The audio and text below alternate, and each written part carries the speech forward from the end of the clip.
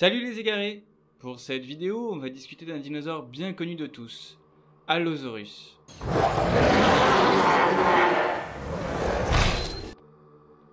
Deux études récentes sont sorties sur ce théropode, mais avant, revenons un peu sur quelques connaissances que nous avons de lui. Décrit par Marsh en 1877, Allosaurus était un théropode d'assez grande taille, surtout connu dans l'Amérique du Nord du Jurassique supérieur. D'une longueur moyenne de 8,5 mètres, il est reconnaissable à son crâne ornementé et à ses longs bras tridactyles pourvus de grosses griffes. Il côtoyait des animaux tels que Ceratosaurus, Brachiosaurus, Stegosaurus, Diplodocus et j'en passe. Nous connaissons potentiellement 4 espèces d'Allosaurus. L'espèce fragilis, l'espèce Europaeus, l'espèce lucasii et la dernière en date, l'espèce Jimatseni, mais nous reviendrons dessus en fin de vidéo. Allosaurus est classé parmi les tétanures. Allosauroidés, Allosauridés, les Allosauridés qui sont un taxon frère des Synraptoridés et des Carcharodontosauria. Dans une étude de Drummeller et al., parue en mai 2020, il nous est présenté qu'un nombre impressionnant d'ichnofossiles, interprétés comme des traces de dents, ont été retrouvés sur un grand nombre d'ossements de dinosaures dans la carrière Mygatt-Moore datant du Jurassique supérieur. Il est à noter qu'il s'agit apparemment du lieu où l'on retrouve la plus grande concentration de ces traces dans le monde, ce qui serait dû à une prolongation de l'exposition des carcasses d'animaux morts à l'époque du fait des conditions climatiques et des sédiments présents à ce moment-là. Des animaux ont donc eu une plus grande occasion de venir profiter des chairs encore attachées aux os ainsi que des os eux-mêmes durant une durée prolongée. Sur un squelette fossilisé d'Allosaurus ont donc été retrouvées des traces appartenant à des dents provenant de grands théropodes de l'époque. Les chercheurs ont pensé à Ceratosaurus et Allosaurus pour lesquels, et suite à des calculs et à de nombreuses comparaisons, certaines stries et marques laissées correspondraient. Certaines autres, cependant, pourraient provenir soit d'un Allosaurus aux dimensions plus impressionnantes qu'un individu adulte moyen, ou bien de Torvosaurus ou Saurophaganax dont la validité taxonomique reste débattue. Si Ceratosaurus et Allosaurus ont été récoltés dans le registre fossile de la carrière Mygatt-Moore, ce n'est pas le cas pour Torvosaurus et Saurophaganax, qui sont présents à d'autres endroits de la formation Morrison qui s'étend sur plusieurs États américains de l'Ouest. L'emplacement des traces relevées n'indiquerait pas forcément la résultante de comportements sociaux attribuables à des relations interspécifiques, comme la domination, la saison des amours, etc. etc. Car si l'on observe de tels comportements chez les crocodiliens modernes par exemple, on s'aperçoit que lors de telles confrontations, les jambes, le crâne et la base de la queue sont les endroits où les coups de gueule sont les plus portés. Or, sur le fossile d'Allosaurus, des traces de morsures de grands théropodes sont placées à des endroits indiquant plutôt une forme de nettoyage de la carcasse, comme au niveau des vertèbres par exemple. Ainsi, selon l'étude, si les mammifères carnivores ont une plus forte tendance à exploiter les os des carcasses, ce n'est pas vraiment le cas chez les dinosaures, ou en tout cas, ce n'est a priori spécifique qu'à certains taxons. Les dinosaures théropodes s'attachant plus certainement à exploiter les zones à haute nutrition des carcasses, comme les muscles ou les viscères par exemple. Ils délaisseraient majoritairement les zones difficiles d'accès et peu nutritives. Ici, il est permis de penser qu'avec une exposition prolongée des carcasses et pourquoi pas une raréfaction des proies, des comportements de charognage se seraient développés chez les grands théropodes de l'époque. Donc, à en croire les paléontologues ayant participé à l'étude, soit nous serions face à un acte de charognage de la part d'animaux comme Ceratosaurus sur un Allosaurus, soit sur les premières preuves par ichnofossiles de la présence de Saurophaganax ou Torvosaurus sur ce territoire durant le Jurassique supérieur, soit qu'en plus de comportements intraspécifiques ou interspécifiques, Allosaurus était capable de se nourrir de ses congénères. Mais, contrairement à ce qu'en dit la presse spécialisée, jamais l'étude ne se conclut par la certification d'une preuve de cannibalisme chez Allosaurus. Ce n'est qu'une supposition parmi d'autres.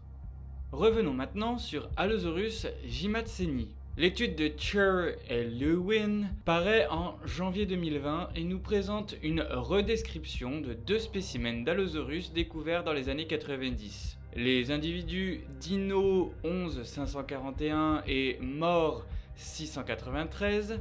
Dans cette analyse, les deux chercheurs se sont évertués à, dans un premier temps, comparer ces deux allosaurus avec un grand nombre de théropodes différents, y compris de nombreux autres spécimens d'Allosaurus, notamment de l'espèce Fragilis. Par chance, les deux spécimens étaient en assez bon état lors de leur découverte, présentant une grande partie du squelette post-crânien et le crâne lui-même. D'ailleurs, Dino 11541 ne présente que la partie gauche du crâne, celui-ci ayant été coupé longitudinalement du prémaxillaire jusqu'à l'arrière du crâne, présentant par là même une bonne vision en découpe de l'intérieur de celui-ci. Après une très longue étude des différents os des crânes, que je ne détaillerai pas ici tant c'est long, les chercheurs en sont venus à déterminer les caractères autapomorphiques à l'espèce Jimatseni, et notamment une différenciation de la marge ventrale de l'os jugal qui arbore une convexité sigmoïdale prononcée chez Allosaurus fragilis, alors que celle-ci est pratiquement droite chez Jimatseni. On retrouve aussi une crête nasolacrymale chez Jimatseni, absente de chez Fragilis. De plus, avec la datation des sédiments entourant les fossiles, on a pu déterminer qu'Allosaurus jimatseni était plus vieux qu'Allosaurus fragilis, le premier étant apparu aux alentours de 157 millions d'années et le second autour de 155 millions d'années. Allosaurus jimatseni vivait donc dans les plaines inondables du Kiméridgien d'Amérique du Nord. Il n'était pas si différent en gamme de taille que son cousin plus jeune, environ 8 à 9 mètres de long, pour environ 2 tonnes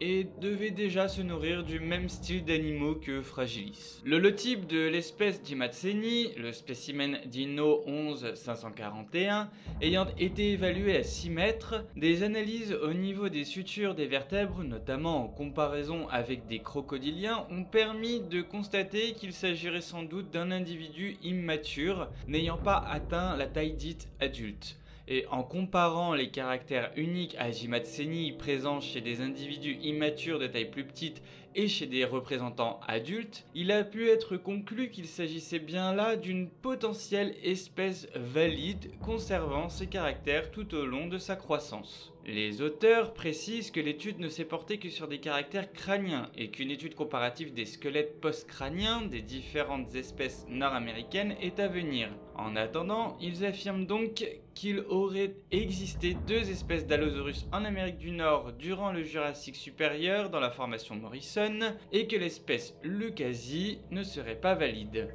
Il n'y a plus qu'à attendre la prochaine étude. Ah, au fait, et pourquoi durant toute la partie concernant Allosaurus jimatseni, je vous ai montré des images de Big Al vues par la BBC? Eh bien tout simplement parce que Big Al est le spécimen de référence mort 693. Aussi, en regardant les autres Allosaurus des documentaires de la BBC, on pourrait constater que tous leurs Allosaurus appartiendraient en fait à l'espèce Jimatseni et non pas à l'espèce Fragilis. Hop hop hop! Avant de partir, rien à voir avec les dinos, mais pour ceux qui aiment les histoires, les bonnes narrations, les aventures passionnantes à écouter, je vous invite à rejoindre cette chaîne, Contes Noirs, qui nous emmène dans un monde post-apocalyptique empreint de magie et d'aventures inconcevables. Alors suivez les héros et à la fin de votre écoute, choisissez ce qui se passera lors du prochain épisode. Vous êtes celui ou celle qui déterminera la suite des péripéties des personnages. Moi, franchement, j'adore le principe. Allez-y, prenez plaisir à suivre Contes Noirs. Voilà, c'est tout pour aujourd'hui les égarés. J'espère encore une fois que ça vous a plu, que vous avez appris des choses. Si vous avez des questions ou des choses à redire, l'espace commentaire est là pour ça. N'hésitez pas à lâcher un pouce bleu et à partager la vidéo. Ça m'aide franchement. Merci à tous les nouveaux venus et n'oubliez pas le petit bouton abonnement. Bye à vous!